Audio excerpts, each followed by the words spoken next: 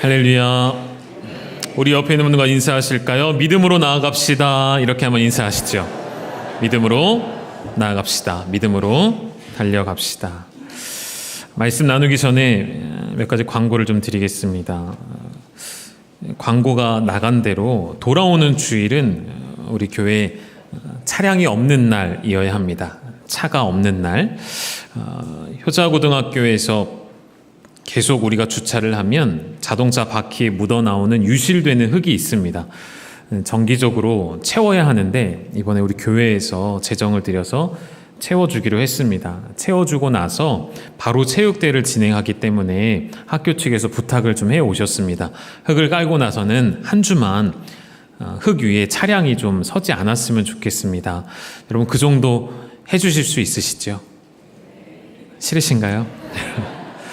그래서 다음 주는 가급적 대중교통을 이용하셔서 와주시면 감사하겠습니다. 운동장을 제외한 주차 면이, 구획선이 있는 면에는 주차가 가능하지만 몇 대 되지 못하거든요. 그래서 택시나 버스를 이용하셔서 대중교통을 이용하셔서 와주시기를 부탁드리고, 저희가 흙을 이제 깔아서 펴는 그날 비 소식이 있어서요. 일정이 좀 바뀔 수도 있습니다. 그래서 만일 이번 주일날 흙을 깔지 않게 되어지면 차를 가지고 오셔도 되는데, 그럴 경우에는 홈페이지나 또 목자밴드, 목자님들을 통해서 얼른 광고해서 알려드리도록 하겠습니다. 우리 교회 오늘 38주년 생일을 맞이한 날입니다. 그래서 기념주일보다 더 올바른 표현이 있다면 현수막에 있는 것처럼 교회 설립 38년을 기억하고 하나님 앞에 감사 예배를 드리는 날이라고 표현하는 것이 더 합당하다는 생각을 합니다. 우리 교회가 38년 전에 1987년 10월 17일에 서울 쌍문동에서 원로 목사님, 사모님 개척을 하셨습니다. 개척을 하시고 하나님 부어주시는 은혜를 따라 교회가 성장하고 부흥을 했죠. 그래서 목사님께서 기도하시면서 그런 결정을 내리셨다고 해요. 보통 서울에서 교회가 부흥하고 성장하면 그 가까운 곳에 건물을 짓거나 교회를 세우실 텐데 의정부로 가자 이렇게 말씀을 하셨대요. 서울 쌍문동에서 의정부로 간다는 것이 그 당시에는 쉬운 일이 아니었죠. 조금 더 강하게 말하면 말도 안 되는 일이었습니다. 그래서 당시에 제가 듣기로, 저도 그 당시에 없었으니까요, 제가 듣기로 많은 성도님들이 반대했고 실제로 이 의정부로 오지 못하시고 서울에 가까운 교회로 이제 다시 찾아가는 많은 성도들이 흩어지는 일들도 있었다고 합니다. 이해하기 어렵겠죠. 여러분, 만약에 우리 교회가 이렇게 부흥하고 성장해서 제가 하나님 앞에 기도하면서 건물을 새로 지어야겠다, 여러분 어디로 갈까요? 우리 본당을 좀 확장했으면 좋겠어요. 그래서 4번 드리는 예배 한 2번만에 다 같이 앉아 드릴 정도로 본당을 확장했으면 좋겠어요. 그래서 교회를 좀 이전하도록 하겠습니다. 어디로 갈까요? 연천 정도 어떻습니까? 왜 웃으십니까? 그 정도 거리, 서울 쌍문동에서 의정부로 오는 일은 결코 쉬운 일이 아니었습니다.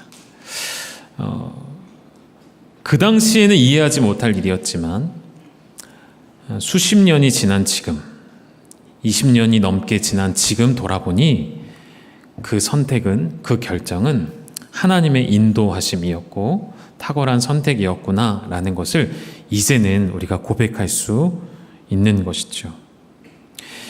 오늘 이 설립을 기억하는 이 감사 주일에 하나님이 베풀어 주신 은혜를 기억하고 하나님이 주신 은혜를 우리 마음에 되새기되 여전히 과거에 머물러 있을 필요는 없으십니다. 그 부어주신 은혜를 딛고 우리는 믿음으로 또 한 걸음 전진해 가셔야겠습니다. 여러분, 그러한 열방교회 역사 한복판에 여러분과 동역할 수 있어서 참 기쁘고 감사합니다. 38년이라는 시간을 지나고 곧 다가올 40년을 여러분과 함께 그 시간을 맞이할 수 있음이 감사합니다. 여러분, 더 우리의 믿음의 선배들이 교회의 기초를 세우고 땀 흘려 수고하며 헌신하여 세웠던 이 열방 공동체를 여러분 우리가 이제 이어받아 달려갈 때에 더 하나님께서 놀랍게 사용하실 일들을 기대하고 이제는 열방으로 나아갈, 우리 과거에 이 교회 처음 시작할 때의 교회 이름은 한양교회였습니다. 도성 이름인 한양이 아니고요, 한 마리의 양이라는 뜻으로 한양교회로 시작되었던 쌍문동 시절에서 이제 의정부로 와서는 열방이라는 이름으로 바꾸어 온 민족과 나라들을 섬기는 교회가 되어지기를 원하는 사명을 더 넓게 품게 된 것이죠. 그 일에 여러분 동참해 주시고 함께 달려가 주시기를 부탁드립니다. 이 부탁은 제가 맨입으로 하지 않습니다. 오늘 맛있는 제육볶음과 함께 부탁을 드리는 거니까요. 꼭 모두 다 식사하시고 넉넉하게 준비해달라 부탁드렸으니까요. 맛있게 식사하시고 오늘 또 특별히 섬겨주시는 주방팀에게도 다시 한번 그 수고에 감사를 드립니다. 오늘부터 연말까지 갈라디아서를 쭉 보려고 합니다. 갈라디아서를 이렇게 좀 정의할 수 있을 것 같아요. 여러분 성경의 66권 중에 가장 복음을 잘 설명하는 말씀이 있다면 우리는 서슴지 않고 로마서를 꼽을 수 있을 것입니다. 근데 그 로마서를 조금 더 요약해 주세요 라고 하면 그것을 우리는 갈라디아서라고 말할 수도 있을 만큼 갈라디아서는 복음 중에 복음을 설명하는 서신서입니다. 조금 개관을 해드릴게요. 배경을 좀 설명해 드리면 갈라디아서의 수신자는 바울이 1차 전도 여행 시에 세웠던 교회들, 복음을 증거하고 가정들이 모여서 세워진 그 교회들과 성도들에게 다시금 보내는 편지가 되어지겠습니다. 그럼 갈라디아는 어느 지역일까? 지도를 좀 보실까요? 보시면 연두색 빛깔로 되어 있는 튀르키예 지역을 이 당시 이렇게 나눌 수가 있습니다. 이 지역 중에 중앙에 있는 갈라디아, 우리나라로 친다면 도, 경기도, 경상도, 전라도 할 때 도에 해당이 되겠죠. 어마어마하게 큰 땅이죠. 이 갈라디아 지역도 일반적으로는 남과 북으로 나뉘어지는데요. 바울이 활동했던 복음을 증거하고 전도여행지로 삼았던 곳은 남쪽 지역이 대부분이죠. 그래서 이곳에 여러분 많이 들어보신 비시디아, 안디옥, 이고니온, 루스드라, 더베와 같은 도시들이 포함되어져 있었습니다. 여기서 복음을 증거하면서 유대인들의 강력한 반대에 부딪혀서 고초를 당한 일들이 사도행전에도 잘 기록이 되어 있죠. 반면에 수많은 이방인들이 바울이 전한 복음을 듣고 예수를 나의 주, 나의 하나님으로 인정하는 놀라운 열매들도 있게 되었습니다. 그 귀한 열매들을 보고 바울이 다른 지역으로 갔는데 떠난 뒤 얼마 되지 않아 이곳에 있는 유대 율법주의자들이라 명하는 이 사람들이 교회 안에 들어와서 바울이 나누었던, 바울이 전했던 복음이 아닌 다른 복음을 전하기 시작한 것이죠. 예를 들면 이런 것입니다. 예수 믿는 것 중요하지. 그래, 예수 잘 믿고 있어. 예수님이 하나님의 아들이시고 그리스도가 맞아. 그런데 그것만으로는 부족해. 진짜 하나님의 백성이 되려면, 우리 유대인들과 같이 선민이 되려면 율법과 할례도 지켜야 해. 그것이 우리의 몸에 주어지는 선민이라는, 선택받은 백성이라는 증표야.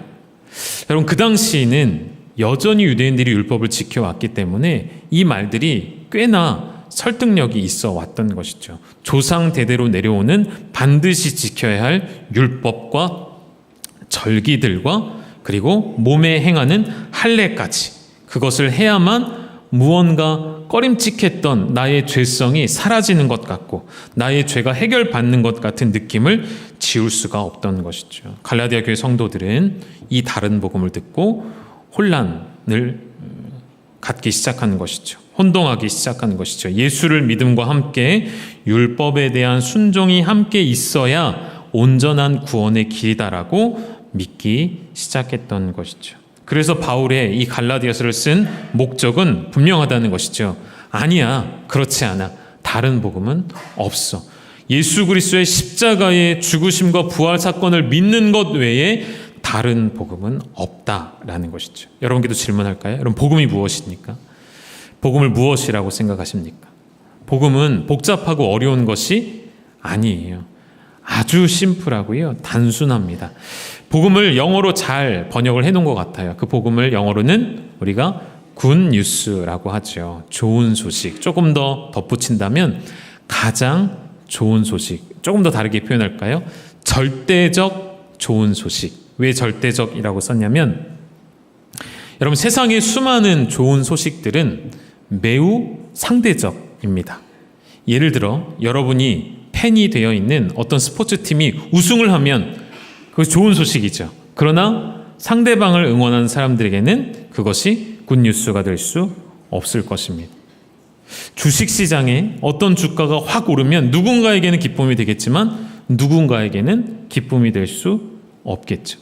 세상의 모든 일들, 세상의 모든 소식들은 상대적이라는 것이죠. 누군가에게는 기쁘지만 누군가에게는 그렇지 않다는 것이죠. 그러나 유일한 하나의 절대적 기쁜 소식 복음이 있는데 그것은 온 인류를 구원하시기 위해 당신의 아들을 내어주신 예수 그리스도의 십자가의 달리심과 그분의 3일 만에 부활로 말미암아 우리 모두 다 죄사함을 얻고 영생을 얻게 되었다는 이 복음, 이 굿뉴스, 이것만은 절대적인 좋은 소식, 기쁨이라는 것이죠.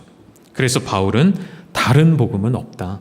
무언가 가미되고 첨가된 다른 복음은 교회 안에 머무를 수 없다라는 것을 강하게 말하죠. 그래서 이 갈라디아서의 특징도 좀 요약해보면 이런 특징들이 있습니다. 다른 서신과 비교할 때에 거짓된 교리가 교회를 흔드는 것에 대해서 매우 강한 어조로 반박하죠. 이따 뒤에 보시겠지만 예를 들면 이런 것입니다. 우리가 전한 복음 외에 다른 복음을 전하면 천사라도 저주를 받을지어다. 여러분 아까 본문을 읽으셨거든요. 그런 강한 어조로 반박을 하죠.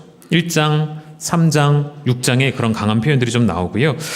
두 번째는 바울의 자서전적인 내용도 담겨져 있습니다. 그래서 갈라디아서는 바울의 생애를 연구하는데도 굉장히 유익한 서신서이기도 하고요. 세 번째는 매우 중요하죠. 율법과 복음의 관계를 정확하게 그리고 명확하게 설명해냅니다. 갈라디아서 2장, 3장, 4장에 그 관계를 풀어냅니다. 네 번째 특징은 그렇다고 해서 복음이 율법 위에 있음을, 율법을 복음이 덮어낼 수 있음을 설명하면서도 그래서 신앙의 실천적인 측면을 간과하지는 않습니다. 우리 믿음의 실천적인 측면도 있음을 5장, 6장에 걸쳐서 성령의 열매들과 함께 설명을 하는 것이 갈라디아서의 특징이 되어지겠습니다. 오늘 처음 이 본론으로 들어가서 시작할 때는 복음은 어디로부터 왔는가, 복음의 시작을 좀 이야기를 할까요? 바울은 첫 구절부터 선언을 합니다. 복음이 어디로부터 시작되었을까요? 갈라디아서 1장 1절 함께 읽겠습니다. 시작. 사람들에게서 난 것도 아니요 사람으로 말미암은 것도 아니요 오직 예수 그리스도와 그를 죽은 자 가운데서 살리신 하나님 아버지로 말미암아 사도된 바울은. 아멘. 분명히 선언합니다. 복음은 사람에게서 난 것이 아니다. 이 세상의 종교, 철학, 학문 모든 것들은 인간의 지성적인 노력과 탐구와 그러한 수고로 인해 탄생했지만 복음만큼은 사람들에게서 나온 것이 아님을 이야기합니다. 오직 예수 그리스도와 그를 죽은 자 가운데 살리신 하나님 아버지로 말미암아 그 복음을 얻게 된 나 사도된 바울이 이렇게 말한다라고 하며 설명하는 거예요. 여러분, 복음은 인간의 지혜나 철학으로부터 오지 않았습니다. 복음과 종교를 구분하셔야 합니다. 복음과 종교적 행위를 구별해 내셔야 합니다. 그럼 쉽게 말하면 종교는 무엇이죠? 사람이 만든 것이죠. 하나님께로부터 온 것이 아니라 인간이 스스로 생각하기를 어떤 의지할 대상이 필요해요. 우리가 감당할 수 없는 재난과 재해, 사건과 사고 앞에 이 일을 해석할 수도 없고 깨달을 수도 없고 감당할 수도 없어서 무언가 의지할 대상을 인위적으로 만들어 놓은 것이 종교입니다. 그래서 모든 종교의 공통적인 목적은 하나이죠. 인간에게 마음의 위로와 안위를 주기 위한 것입니다. 복음은 그렇지 않습니다. 또 끝에 가서 이야기하겠지만 복음은 사람을 위해 주어진 것이 아니라 하나님을 기쁘시게 하기 위해 궁극적으로 우리에게 주어진 사실. 기독교는 편의상 끝에 교라는 것을 붙여놨지만 기독교는 종교가 아니죠. 우리가 가지고 있는 신앙은 종교일 수가 없습니다. 왜죠? 사람으로부터 온 것이 아니기 때문인 것이죠. 복음이라는 것은 하나님께서 시작하신 구원의 역사를 지칭하는 말이 되어집니다. 우리 스스로 하나님 앞에 나아갈 수 없을 그때에 하나님이 우리에게 먼저 손 내밀어 주셨으며 우리 눈을 밝히 보게 하셨고 말씀을 들어 깨닫게 하시고 우리의 심령의 복음이 새겨지게 하시는 예수 그리스도를 보내신 사건, 그분의 십자가로 우리의 죄를 사하신 사건. 그래서 복음에는 인간의 뜻이 담길 수가 없어요. 복음에는 우리의 생각이 들어갈 수가 없습니다. 복음에는 우리의 소망과 우리의 소원과 우리의 욕구가 들어갈 수 없습니다. 복음에는 오직 무엇만이 담겨져 있을까요? 하나님 아버지의 뜻만이 담겨져 있죠. 우리 4절로 확인해 보실까요? 4절 같이 있습니다. 시작. 그리스도께서 하나님 곧 우리 아버지의 뜻을 따라 이 악한 세대에서 우리를 건지시려고 우리 죄를 대속하기 위하여 자기 몸을 주셨으니. 아멘. 복음은 누구의 뜻을 따르는 것이라고요? 하나님 곧 우리 아버지의 뜻을 따라 우리에게 부어진 하나님의 은혜라는 것을 기억하십시오. 정리할까요? 복음은 어디로부터 왔다고요? 사람이 아닌, 우리가 아닌 하나님 아버지께서 우리의 가리워졌던 눈을 뜨게 하시는 계시의 사건이었던 것이고요. 복음의 내용은 무엇이라고요? 예수 그리스도의 십자가의 죽음과 부활이라는 것이죠. 그래서 여러분, 복음은 시대마다 변할 수 없습니다. 우리의 상황을 따라 복음이 다른 형태를 띠고 찾아오는 것이 아니라는 것이죠. 복음은 하나님의 뜻과 약속에 근거하기 때문에 시대나 문화에 따라 영향을 받아 변질되는 것이 아니라 언제나 영원한 진리가 되는 것이 바로 복음이라는 것이죠.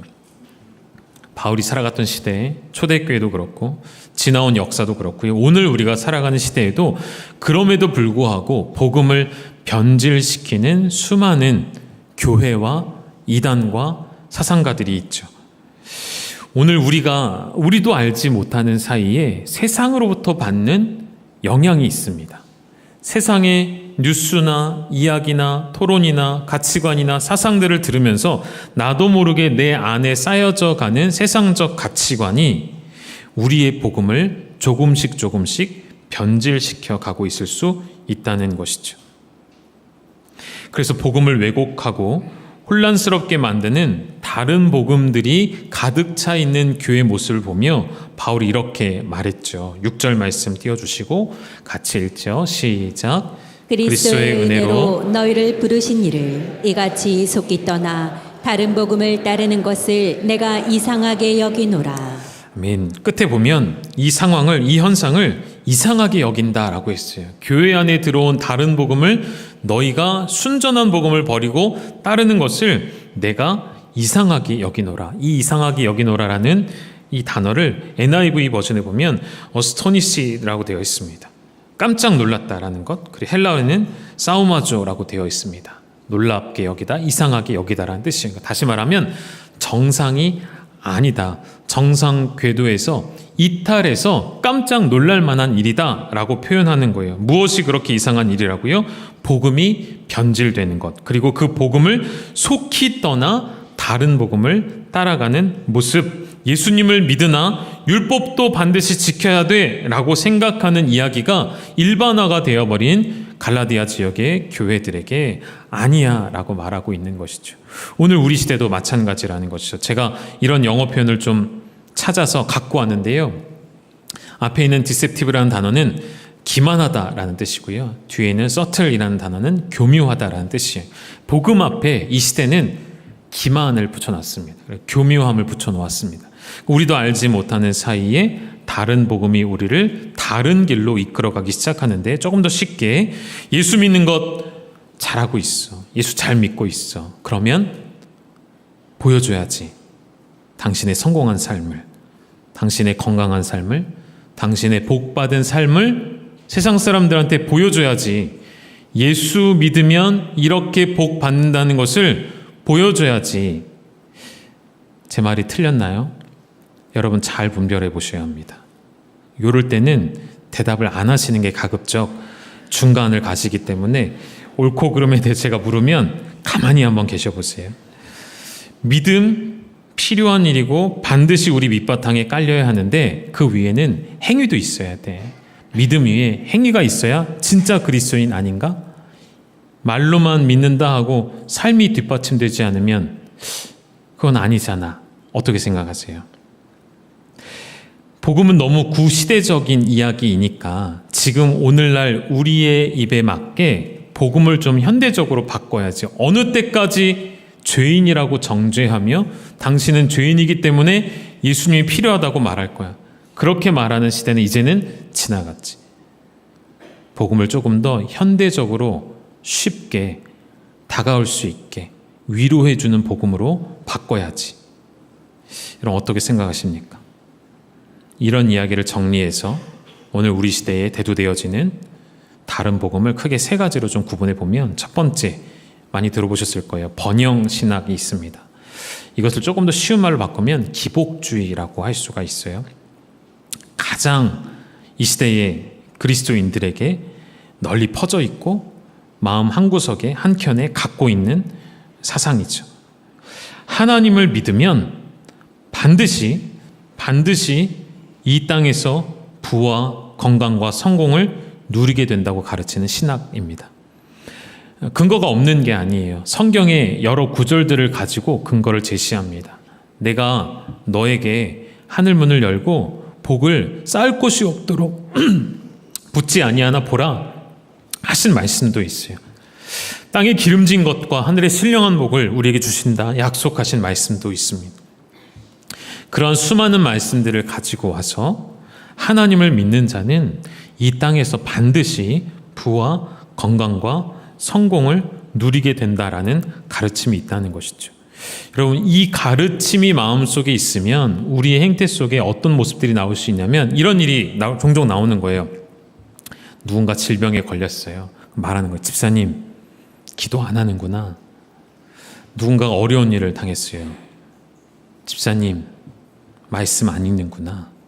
이런 고백들이 나오는 거예요. 여러분, 이거는 그냥 단순히 잘못된 어떤 질문이 아니라 매우 위험하고 위험한 사상이자 다른 복음을 마음속에 품고 있는 증거입니다. 하나님은 사랑하는 자녀들에게 당연히 복을 주시기를 원하시는 분이 맞으시죠. 맞습니다. 그런데 그 하나님의 마음을 이용해서 번영신학이라는 개념이 인간 사회 안에 들어왔고 그 복의 개념을, 하나님 주시는 복의 개념을 오늘날 이 시대에 국한시키는 거예요. 여기서 받는 물질적인 복, 여기서 이 땅에서 누리는 건강의 복, 이 땅에서 잘 되어지는 자녀들의 복, 우리 가정의 복, 하나님의 복을 축소시키고 제한시켜서만 보는 것이죠. 그러나 성경이 말하는 진짜 복은 무엇이죠? 세 가지를 보여드릴게요. 화면에 좀 띄워주실까요? 온전한 복음이 말하는 진짜 복은 첫 번째, 죄사함입니다. 죄사함.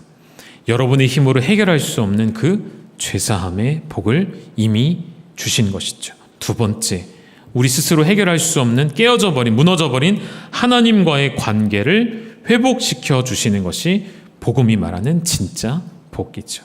세 번째, 죽을 수밖에 없는, 영원히 죽음의 상태에 이를 수밖에 없는 우리에게 영원한 생명을 주신, 영원히 살게 하시는 복. 여러분, 이 세 가지가 하나님이 주시는 진짜 복이라는 것이죠. 이 복이 이미 우리에게 주어진 줄 믿으시기를 축원합니다. 에베소서 1장 3절에 그래서 바울이 이렇게 복을 표현하죠. 찬송하리로다. 하나님 곧 우리 주 예수 그리스도의 아버지께서 그리스도 안에서 무슨 복이죠? 하늘에 속한 모든 신령한 복을 우리에게 이미 주셨다는 거예요. 하늘에 속한 모든 신령한 복이 무엇이라고요? 우리가 이 땅에서 잘 되고 복을 누리고 물질을 많이 얻고 그런 걸 말하는 게 아니에요. 죄사함과 하나님과의 관계 회복과 영원한 생명, 사망을 이기고 사망을 지나서 영원한 생명을 얻게 되어지는 복인 것이죠. 그럼 이 땅에서 당하는 고난은 어떻게 봐야 하는가? 여러분, 우리의 삶은 고난이 있고 역경이 있죠. 그러나 그 시간은 반드시 우리가 하나님의 자녀로 거룩하게 빚어져 가기 때문에 바울은 모든 신령한 복을 가진 성도는 이 땅에서 당하는 환난 중에서도 이렇게 할 수 있어야 된다고 로마서에서 이야기해요. 로마서 5장 3절 4절 같이 읽어주시죠. 시작. 다만 이뿐 아니라 우리가 환난 중에도 즐거워하나니 이는 환난은 인내를, 인내는 연단을, 연단은 소망을 이루는 줄 알미로다. 아멘. 환난 중에도 모든 신령한 복을 이미 받은 우리는 어떻게 할 수 있다고요? 동의가 안 되셔서 혹시 대답을 안 해주시는 건가요? 어떻게 할 수 있다고요? 즐거워할 수 있는 이유는 이미 하늘에 속한 모든 신령한 복을 우리가 얻었기 때문인 줄 믿습니다. 여러분, 하나님을 마치 우리의 소망과 소원을 들어주는 유술램프의 진이로 생각하시면 안 됐어요. 신앙생활의 목적 그 끝에 여러분 잘 생각해 보십시오. 하나님의 영광이 있습니까? 나의 성공과 나의 만족과 나의 욕구가 있습니까? 두 번째, 우리 시대의 다른 복음은 율법주의입니다. 이 율법주의라 하면 우리는 상관이 없고 바리새인과 서기관들에게 해당되는 것 아닌가 생각할 수 있지만 그렇지 않습니다. 우리 안에도 행위로서 구원을 확인하려는 모습들이 비일비재할 것입니다. 갈라디아 교회를 가장 크게 흔들었던 문제가 율법주의였죠. 할례와 같은 율법적 행위는 그들에게 굉장히 매력적인 유혹이었을 것입니다. 몸에 남겨지는 징표였기 때문에 그런 모습이 여전히 우리 안에도 행위와 노력으로 구원의 근거를 삼으려는 시도들이 있을 때에 성경은 분명히 말하죠. 구원은 오직 하나님의 은혜로 예수 그리스도를 믿음으로 말미암아 얻게 되어진 일방적인 선물임을 반드시 설명하죠. 우리 한 번 더 그 귀한 말씀 읽을까요? 에베소 2장 8절 9절 읽어주시죠. 시작. 너희는 그 은혜에 의하여 믿음으로 말미암아 구원을 받았으니 이것은 너희에게서 난 것이 아니요 하나님의 선물이라. 행위에서 난 것이 아니니 이는 누구든지 자랑하지 못하게 함이라. 아멘. 여러분의 어떠한 선행이나 노력이나 봉사나 헌신이 구원의 조건이 될 수 없습니다. 그것으로 여러분의 구원받음을 확인하려 하시면 안 되는 것이죠. 교회도 이것을, 목회자도 이것을 잘못 이용하게 되어지면 구원받은 사람으로서 헌신하게 하고 봉사하게 하는데 그것은 마땅히 당연한 일인데 구분하셔야 된다는 거죠. 어떤 것이죠? 구원받기 위해, 나의 구원을 확인하기 위해 봉사하고 헌신하는 것이 아니라 구원받은 이로써 자원하는 심령으로 드리는 모든 것. 그래서 교회는 헌금을 강요하지 않아야 합니다. 이것이 담임 목사로서 가지고 있는 굉장히 어려운 딜레마 중에 하나입니다. 사실 교회라는 이 공동체가 운영이라는 말을 써서 죄송한데요.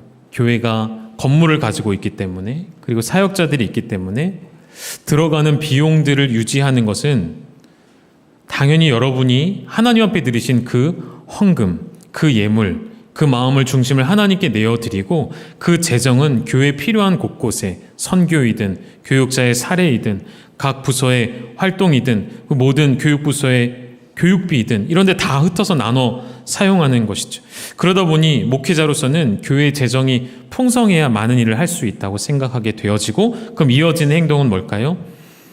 헌금을 강요하기 시작하는 것이죠. 저는 그러고 싶지 않습니다. 그리고 그럴 말재주도 없고요. 그럴 능력도 없습니다. 다만 여러분이 하나님 앞에 드리시는 모든 헌신, 봉사, 수고, 찬양대, 찬양팀, 안내위원, 주차봉사, 매주일 예배 끝나면 오후에 늦게까지 남아서 주차장에 땅을 다져주시는 분들, 주방에서 섬기시는 분들, 교사로 섬기시는 분들, 보이지 않게 섬기시는 수많은 모든 분들의 그 모든 헌신과 봉사와 시간과 물질 헌금까지도 그것은 누가 시켜서 하는 것이 아니고요. 100% 자원하여 기쁨으로 드리는 열매가 되셔야 합니다. 영적 가스라이팅이라는 말도 요즘에 사용이 되죠. 굉장히 두려운 이야기입니다. 율법으로 성도를 묶어두는 것. 그런 교회는 지속되어질 때에 결국 끊임없이 봉사와 헌신과 헌금을 통해 자신을 증명해 내려고 합니다. 그리고 결국에는 그렇게 하지 못할 때 불안과 죄책감에 시달리게 되어지고 주님 안에서 주시는 그 진짜 복음의 자유, 진짜 복음의 기쁨을 앗아가게 되어지는 것이죠. 제 이야기를 오해하시면 안 됩니다. 그래서 나 죄책감에 시달리지 않아야지, 목자 아예 그냥 던져버려야지, 이렇게 오해하시면 제가 설교를 다시 처음부터 해야 될 것 같아요. 그렇지 않습니다. 그런 내용이 아니에요. 섬기시되 기쁨으로 섬겨주시기를. 올해 상반기를 지나오면서 제가 우리 교구장님들과 시간을 가지면서 한 가지 부탁을 드렸습니다. 오랜 시간, 10년 혹은 그 이상을 섬겨오신 교구장님들도 계시고 이번에 3년을 섬겨주신 교구장님들도 계시는데 그 모든 분들의 수고에 진심으로 감사를 드리고 열방교회가 세워지고 교구 시스템이 세워지고 목자와 교구장의 그런 섬김을 통해 교회가 든든하게 세워져 왔거든요. 그 모든 분들 한 분 한 분의 수고를 정말 진심으로 감사를 드리면서도 제가 이런 부탁을 드렸어요. 기쁨으로 자원하여 더 섬겨주시기를. 제가 안 하고 싶은 일 중에 하나가 뭐냐면 교구장을 세우는 일과 목자를 세우는 일입니다. 어디에 사람이 부족해서 사람을 찾고 만나는 일, 사실 솔직히 안 하고 싶거든요. 왜냐하면 누구를 만나서 좀 섬겨주시죠 하는데 항상 다 오케이 해주시는 건 아니거든요. 거절하실 때도 있습니다. 아직 저희가 어려워서요. 혹은 많이 섬겼기 때문에요. 이런 상황도 옵니다. 그래서 저는 그런 관계를 만드는 것 자체가 너무 사실은 힘듭니다. 그럼에도 교회의 사역을 위해, 원활한 사역을 위해 사람을 세우는 일에 최선을 다해야 하는데 오늘 우리 온 성도님들께 꼭 부탁을 드리고 싶은 것은 담임 목사가 시켜서가 아니라 혹은 장로님들이 권면해서가 아니라 혹은 교구 목사님들이 하자고 해서 이전에 여러분이 그 구원의 복음의 자유와 기쁨을 누리면서 자원하여 교회를 함께 섬겨 주시기를 부탁을 드립니다. 우리 갈라디아서 1장 7절의 말씀을 한 번 더 읽으실게요. 시작. 다른 복음은 넘나니 다만 어떤 사람들이 너희를 교란하여 그리스도의 복음을 변하게 하려 함이라. 아멘. 이렇게 선언하는 것, 다른 복음이 없다라고 선언하는 것, 그 이유는 너희 안에 찾아온 율법이 복음이 될 수 없음을 말하고자 했다는 것이죠. 하나 더 이야기를 할까요? 우리 시대의 다른 복음은 종교 혼합주의를 빼놓을 수가 없겠죠. 오래전에 WCC에 관해서 말씀을 드린 적이 있습니다. 그리고 WCC와 유사한 노선을 걷고 있는 WEA라는 단체가 있습니다. 이 문제가 예민한 사항인데요. 왜 예민하냐면 우리 교단 안에서도 찬반이 지금 양립되고 있기 때문인데요.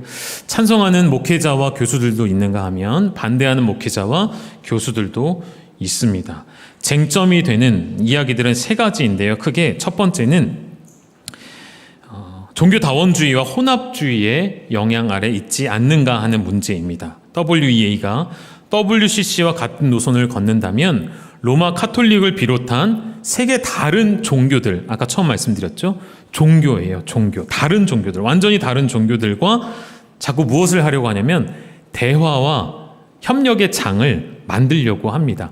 그러니까 우리가 표현하는 인류의 공통적인 인류 공동의 인류애를 생각할 때에는 바람직한 일이 맞을 수 있습니다. 함께 어떤 기아 대책, 우리가 함께 어떤 봉사 NGO 단체를 만들고 인권이 유린당하는 곳에 돕기 위해 어떤 일들을 함께 공동으로 하는 일들, 필요한 일이고 해야 할 일이죠. 또 교회도 앞장서야 할 일이죠. 그러나 같이 할 수 있는가의 의문점을 여러분 꼭 찍으셔야 합니다. 제가 과거에 이 말씀 드렸습니다. 제가 강도사 인허를 받을 때 강도사 시험이 있고 그리고 본문을 가지고 성경 본문을 주해해야 하고 설교를 작성해야 하고 논문을 써서 이 네 가지가 다 합격이 돼야 강도사 인허를 받는 건데 저희 때의 논문 주제가 WCC는 어떤 것인가 라는 것에 조사하고 논문을 쓰게 하는 것이었습니다. WCC를 연구하고 자료를 찾을수록 세계교회협의회라는 말이 무색하리라 만큼 다른 종교들이 함께하고 있는 것을 많이 확인했습니다. 제가 태어나서 나고 자란 곳에 제가 눈으로 직접 본 일이 있어 잠깐 설명을 드리면, 그 지역에 있는 성당, 카톨릭 교회와 그 지역에 있는 신학대학과 그 지역에 있는 절, 이 세 단체가 자주 연합 행사를 했었어요. 바자회도 같이 하고요. 한마음 바자회에서 같이 하고요. 제가 두 눈을 똑똑히 본 것은 성당 입구에 부처님 오신 날을 축복합니다. 환영합니다. 축하합니다라는 글이 걸려 있었습니다. 그 절 앞에는 성탄절에 관련된 메시지가 걸려 있기도 했었어요. 서로 축하해 주는 거예요. 여러분, 이게 WCC가 지향하는 바이거든요. WEA가 같은 노선을 걷는다고 보시는 분들은 이 WEA를 극렬하게 반대하고 있는 것입니다. 이미 WEA가 타 종교와의 대화와 협력을 강조하는 공동 선언문을 발표한 적이 있기 때문이에요. 또 하나의 쟁점은 신사도 운동과 이단성에 관한 논란들입니다. WEA 핵심 리더십들 가운데 신사도 운동과 관련된 인사들이 많이 포진되어 있다는 점. 그래서 그 중에 한 리더는 자신을 사도라고도 표현을 하기 때문에 그분에 대한 문제 지적이 있어 왔습니다. 또 하나는 교회 일치 운동인데요. 이게 WCC의 대표적인 캐치프레이즈이기도 하고요. 영어로는 여러분 많이 들어보셨을 거예요. 에큐메니컬이라고 합니다. 교회가 일치되는 거. 근데 이 교회 일치는 교회의 복음 안에서의 하나를 말하는 것이 아니고요. 카톨릭 교회와의 일치를 말하는 것입니다. 다시 복음에서 전통으로, 율법으로 돌아가는 것을 의미하기도 하죠. 그래서 WEA 단체에서는 이러한 쟁점들에 대해 자신들이 할 수 있는 반박문 그리고 설명을 다 이미 인터넷 찾아보시면 다 나와 있습니다. 그런데 그 설명들을 많이 찾아보고 많이 살펴봤는데요, 완전히 이 논란들이 해소되지가 않습니다. 그래서 여러분, 이 문제를 여러분도 함께 경계하며 보셔야 되겠고, 우리 교회는 WEA를 지지하지 않습니다. 반대하는 입장에 서고 있다는 것을 여러분 분명히 아시면 좋을 것 같아요. 종교 혼합주의는 매우 무서운 일입니다. 성경은 분명히 선언하고 있죠. 사도행전 4장 12절 말씀 한번 읽어보실까요? 시작. 다른 이로서는 구원을 받을 수 없나니 저나 사람 중에 구원을 받을 만한 다른 이름을 우리에게 주신 일이 없음이라 하였더라. 아멘. 다른 이름은 없습니다. 다른 종교는 없습니다. 이것을 보고 사람들은 독단적이다, 배타적이다 라고 말하지만 그렇지 않죠. 우리를 향하신 하나님의 유일하고도 절대적인 사랑의 선언이고 진리이신 것이죠. 우리가 몇 해 전에 시청 앞에서 계속 진행되던 퀴어 반대 집회에 우리가 매년 가다가 안 간 적이 있습니다. 의도적으로 안 간 적이 있습니다. 왜냐하면 처음에 시작됐던 그 목적과 다르게 우리가 예배를 드리고 있는 중에 그 강단에, 그 앞에 무대에 스님이 올라오고 카톨릭 신부가 올라오고 타 종교 사람들이 올라와서 함께 포괄적 차별금지법을 반대했습니다. 그 목적과 의도는 맞죠. 반대해야 하니까. 그것이 옳지 않은 독소 조항들이 그 안에 있는 것이 맞으니까. 그런데 문제는 그것을 타 종교와 연합해서 할 수 있는가 없는가의 문제까지 봤어야 하는 것이죠.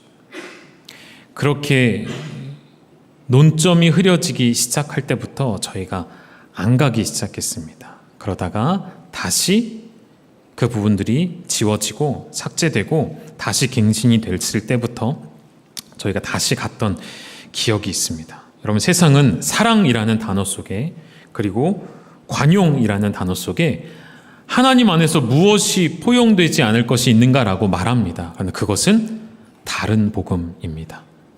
분명히 여러분 분별하셔야 합니다. 사랑과 관용이라는 이름으로 모든 종교를 통합할 수 없습니다. 진리는 하나이기 때문인 것이죠. 이것이 갈라디아 지역 교회들의 대두된 문제였고 오늘 우리가 가지고 있는 문제이죠. 다시 좀 본론으로 돌아올까요?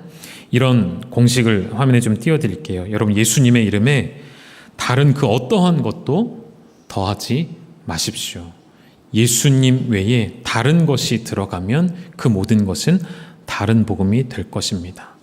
이 밑줄 안에, 이 괄호 안에 여러분의 무엇을 넣으시던 간에 나의 봉사, 나의 직분, 나의 공로, 나의 수고, 세상에 어떠한 좋은 가치관, 어떠한 좋은 제도가 들어갈지라도 아니에요. 그것은 다른 복음이 될 수밖에 없다는 것이죠. 갈라디아 1장 8절이죠. 우리가 전한 복음 외에 다른 복음을 전하면 저주를 받을지어다 외쳤던 바울의 심정을 기억하셔야 합니다. 말씀의 결론입니다. 갈라디아 1장 10절로 갈까요? 우리가 복음을 받아 누리는 것은 이 복음의 목적이 사람을 기쁘게 하는 것인가 하나님을 기쁘게 하는 것인가 우리는 고백해야 합니다. 1장 10절 같이 읽고 마칠까요? 시작. 이제 내가 사람들에게 좋게 하랴 하나님께 좋게 하랴 사람들에게 기쁨을 구하랴. 내가 지금까지 사람들의 기쁨을 구하였다면 그리스도의 종이 아니니라. 아멘. 복음을 변질시키는 우리에게 있어서 가장 큰 위협은 사람들로부터 받고자 하는 인정 욕구일 수 있습니다.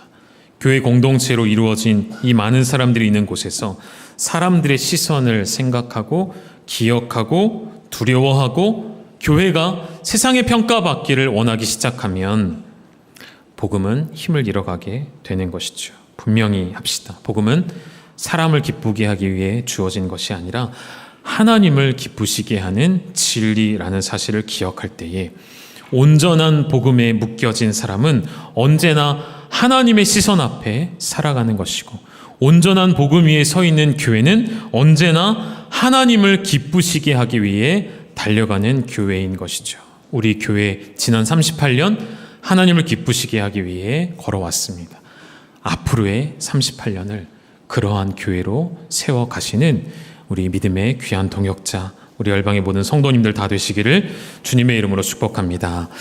우리 같이 찬양 한 곡 부르실까요? 다 함께 자리에 일어나셔서 다시 복음 앞에 라는 찬양 함께 올려드리겠습니다.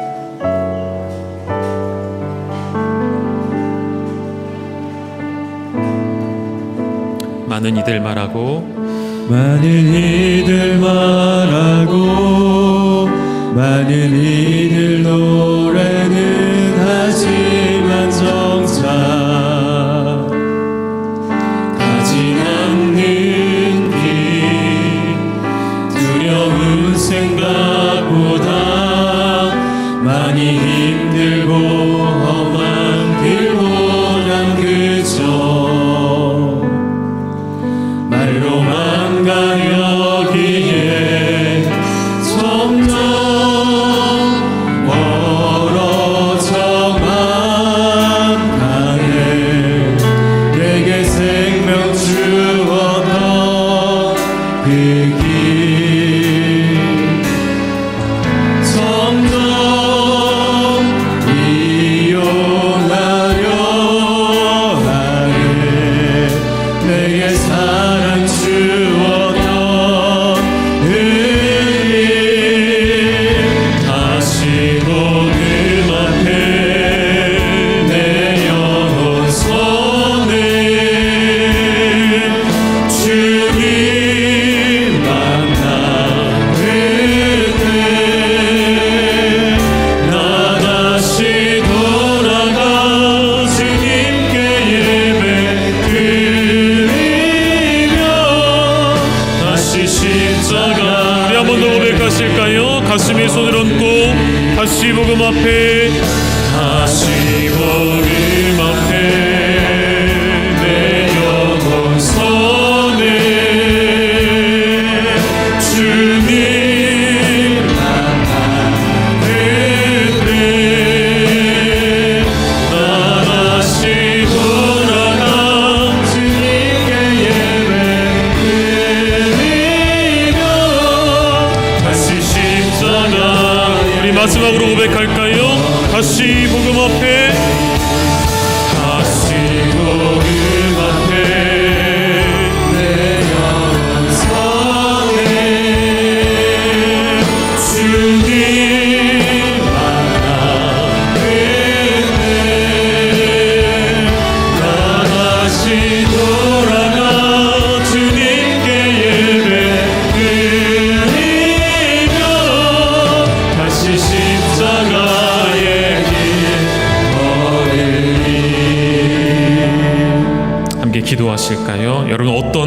복을 원하십니까? 어떤 복음, 어떤 좋은 소식을 기다리십니까?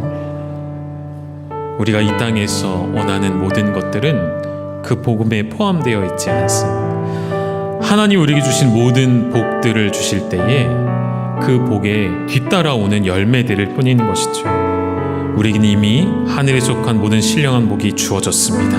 무엇이었죠, 여러분? 죄사함의 은혜요. 하나님과의 깨어졌던 관계가 회복되는 은혜요. 죽을 수밖에 없었던, 영원히 죽을 수밖에 없었던 날 영원토록 살게 하시는 그 영원한 생명이 이미 우리에게는 복음이 되어 찾아오시었습니다. 그 복음이면 충분합니다. 여러분의 신앙생활의 끝에 여러분의 꿈을 두지 마십시오. 여러분의 욕구를 두지 마십시오. 오직 주님이 주신 복음을 두시고 그 복음을 따라 걸어가는 교회, 그 복음을 따라 힘있게 걸어가는 성도 되기를 결단하며 우리 시간 그러한 주님의 이름을 부르짖고 함께 동성으로 기도하며 나아가시겠습니다. 주여, 하나님 우리로 하여금 바른 복음에 흔들리지 않게 하시고 주님 주시는 복음의 뿌리 내리는 교회 되게 하여 주시옵소서. 사람을 기쁘게 하는 복음이 아닌 하나님을 기쁘시게 하는 복음 되게 하여 주시옵소서. 복음의 말씀과 진리를 굳게 붙잡고 하나님의 영광을 구하는 교회, 하나님의 영광을 구하는 성도 되게 하여 주시옵소서. 하나님 우리가 누구를 위하여 살아가며 무엇을 위하여 살아갑니까?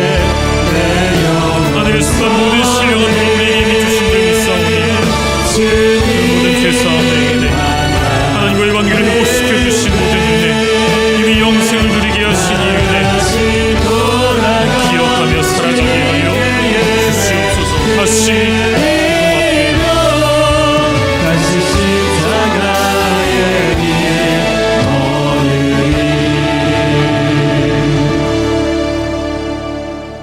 38년 동안 주님만이 복음임을 알며 여기까지 달려온 것 하나님의 은혜였습니다.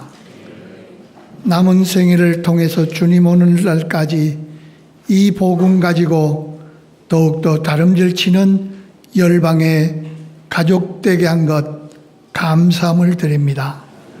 이제도 우리 주 예수 그리스도의 은혜와 아버지 하나님의 극진하신 사랑과 성령님의 역사 위로 교통하심이 이제 우리의 삶을 통해서 오직 복음으로만 승리하기를 참 알고 그 일만이 따라가는 열방의 모든 가족들 위해 하나님의 놀라운 은혜와 축복이 이제로부터 영원토록